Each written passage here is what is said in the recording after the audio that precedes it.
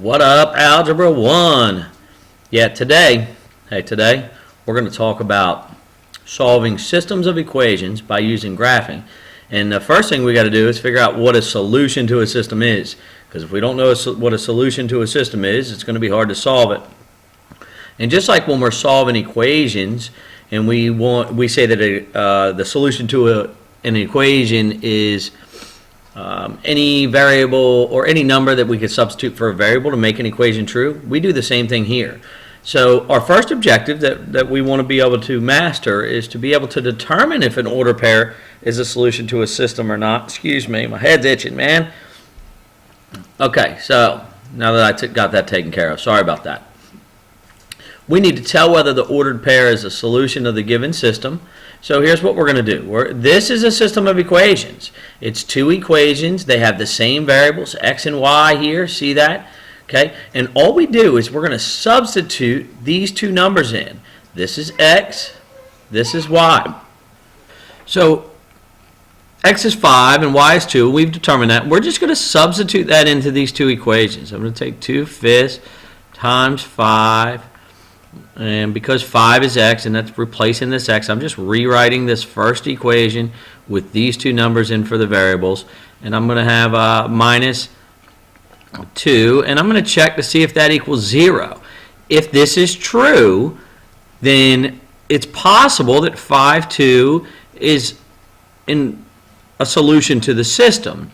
So here, when I multiply 2/5 times 5, I get 2, and 2 minus 2 equals 0. So 5(2) does satisfy the first equation. Let's see if it satisfies the second equation.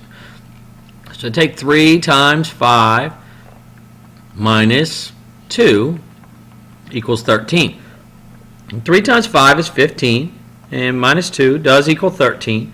So this does satisfy the second equation. And because the ordered pair 5(2) satisfies both of these equations, we say that 5(2) is a solution to the system of equations. And look here, there is a little hint.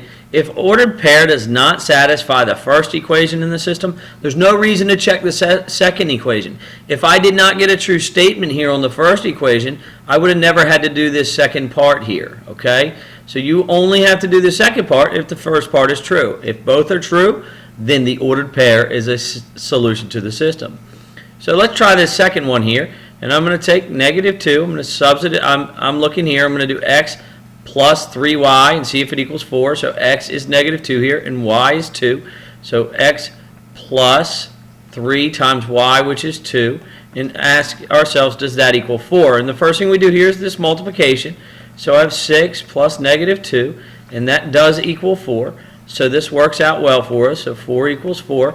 And because the ordered pair satisfies the first equation, now we have to check if it satisfies the second one. And I have the opposite of x, so the opposite, or -2, plus 2, okay, equals 2.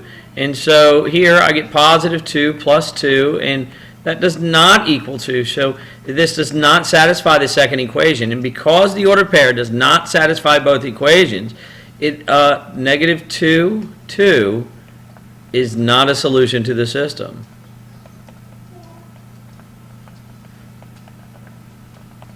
So for our first objective,